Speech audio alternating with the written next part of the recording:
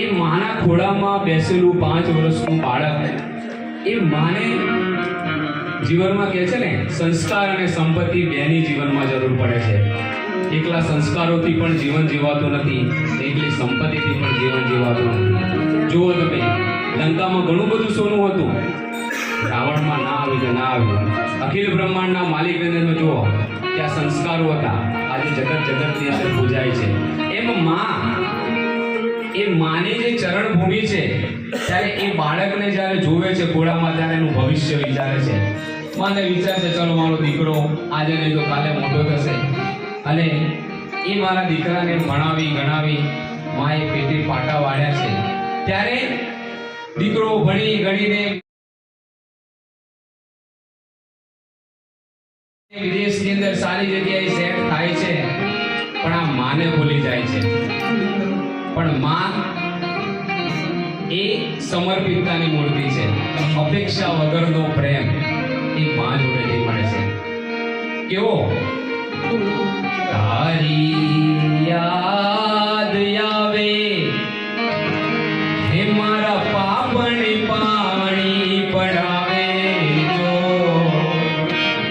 માં તારી યાદ આવે હે મારા પાપણી પાણી પડાવે જો, મારી જન્મની દેનારી માં મન તારી યાદ બહુ આવે જો, જન્મની દેનારી માં મન તારી યાદ બહુ આવે.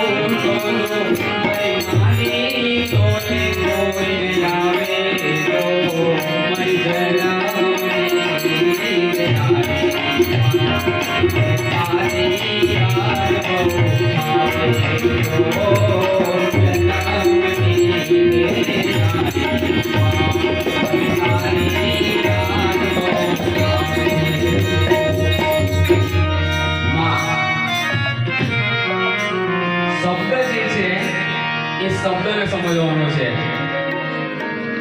આ જગતની અંદર બધું મળે છે. તમે એક માને જુઓ. માં શબ્દ સમજવો હોય ને તો તમે એક અનાથ આશ્રમમાં જઈને બાળકને પૂછજો કે માં શબ્દ શું છે. એ બાળક માના પ્રેમને મેળવવા માટે વલખા મારે છે. આપણે બધા અહીંયા બેઠા છીએ, આ માતા પિતાનો મફતનો પ્રેમ મળે છે ને, એટલે એ મા બાપની આપણે કિંમત નથી કરતા. જગતની અંદર માએ 2 આંસુ પાડ્યા હશે તો પિતાએ 2 આંસુ પીધા હશે. પિતાની સમર્પિતતા તમે જુઓ અને માતાની સમર્પિતતા જુઓ. સમય જતા સવારે બાળકની આંખ ખુલે છે ને ત્યારે પપ્પા ગાયબ. સાંજે આંખ બાળકની બંધ થાય છે ને ત્યારે પપ્પાની ઘરમાં એન્ટ્રી પડે છે. એટલે માતા પણ ગરમ થાય છે કે તમે આવું કેમ કરો છો. પોતાના સંતાનોને તો તમે પ્રેમ કરો. સમય એવો બને છે, સાંજના સમયે ઓફિસેથી થાકીને આવી અને પિતા પોતાના બાળકો પોતાના બેડરૂમની અંદર સૂતા હોય છે, એમના હાથે માથા પર હાથ મૂકી, અને પત્ની પણ ગુસ્સે થાય છે. તમને ક્યારેક એવું નથી થતું કે આપણે થોડાક વહેલા આવીએ? પિતા કશું બોલી નથી શકતા. બીજા દિવસે એવો પ્રસંગ બને છે, ત્રીજા દિવસે પણ કહે છે, તમને ક્યારેક ક્યારેક એવું નથી થતું કે તમે પાછા થોડા વહેલા આવો? પિતાએ મનમાં મક્કમ કર્યો, ચાલ આજે મારા સંતાનો સાથે મારે સમય કાઢવો છે. પોતાની ઓફિસમાંથી જ્યારે આવે છે, પોતાના ફ્લેટના દરવાજાની સીડીઓ ચડતા ડોરબેલ વગાડે છે. પત્નીએ દરવાજો ખોલ્યો છે. પિતાએ કીધું, મારા સંતાનો ક્યાં ગયા? માતાએ કીધું, એ તો સૂઈ ગયા. જે ખુશી હતી મોઢા પર, એ બેગ પોતાના સોફાની ઉપર મૂકી પોતાના સંતાનો જોડે જાય છે, વાલ કરે છે, ચુંબન કરે છે અને પત્ની પાછા ગુસ્સે થાય છે. તમને ક્યારેક ક્યારેક એવું નથી થતું કે તમે થોડા વહેલા આવો ત્યારે પિતાની અંતરની વેદના બોલે છે? તો મને ક્યારેક ક્યારેક એવું થાય છે, હું વહેલો આવું પણ મને ક્યારેક ક્યારેક એવું પણ થાય છે, હું હજી પણ 2 પૈસા વધારે કમાવી દઉં. કારણ હું તો મારા સંતાનો માટે મોડો પડું છું, પણ મારા સંતાનો એમના સંતાનો માટે મોડા ના પડે ને એટલા માટે હું મહેનત કરું છું. એ આ પિતાની સમર્પિતતા છે. ત્યારે સમય જતા એ માતાએ પોતાના બાળકનું સમર્પિતતાના આધારે જે જુએ છે, વિચારે છે, બાળક જ્યારે ભણી ગણીને આગળ તો જાય છે ત્યારે માતા એક આંખે આંધળી બને છે. પણ એ આંધળી બનવાનું કારણ શું છે દીકરાને ખબર નથી. માએ કાગળ લખી અને દીકરાને કહે છે કે બેટા, તારે આજે વિદેશમાં ગયા વર્ષોના વર્ષો ગયા છે, જો તને સમય ના હોય તો હું તારે ત્યાં આવું. ત્યારે દીકરાએ જવાબમાં આપે છે, કાગળમાં લખે છે કે માં, આ તો વિદેશ કહેવાય, કારણ કે તું એક આંખે આંધળી છે અને મારા મિત્રો તારી મજાક ઉડાડે. ત્યારે એ માં કહે છે કે ચલો મારો દીકરો તો મારી ઇજ્જત કરે છે ને, માએ પોતાનું મન મનાવ્યું.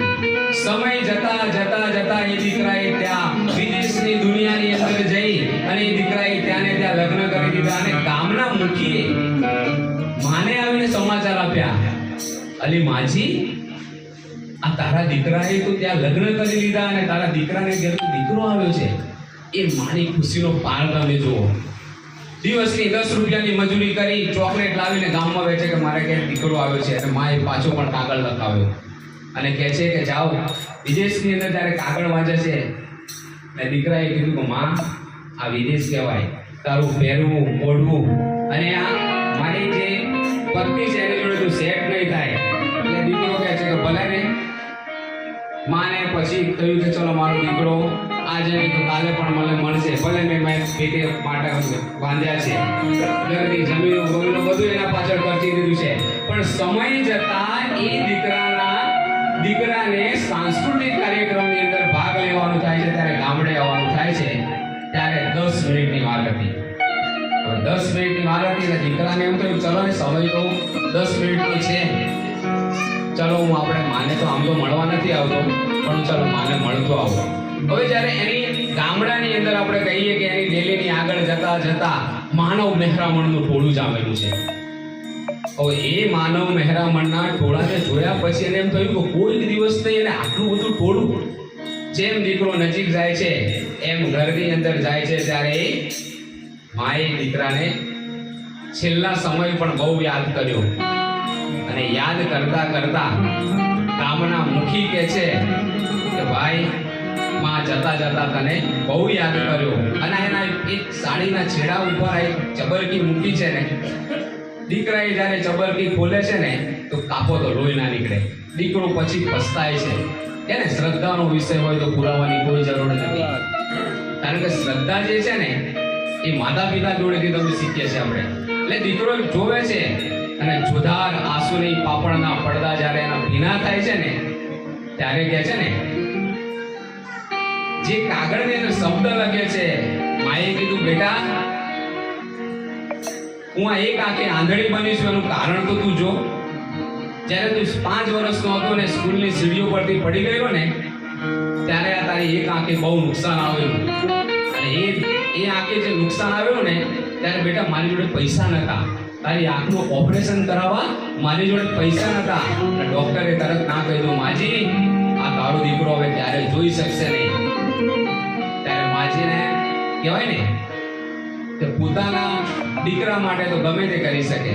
એટલે ડોક્ટરને કહે છે કે સાહેબ, જો મારા દીકરાને હું મારી આ એક આંખ આપી દઉં તો મારો દીકરો જોઈ શકશે ખરો? ડૉક્ટર કે હા. તો બેટા આ તું આ બે આંખની જે વિદેશની દુનિયા જોવે છે ત્યાં મારી આંખ છે. ત્યારે એ દીકરાને પછી માં ગયા પછી કે ને પાણી ગયા પછી આપણને પાળ બાંધવા બેસે એનો કોઈ મતલબ નથી. એટલા માટે ત્યારે એ સમય અને કાળ કેવો છે. ત્યારે એક સરસ મજાની રચના છે. કોણ જાણી શકે કાળને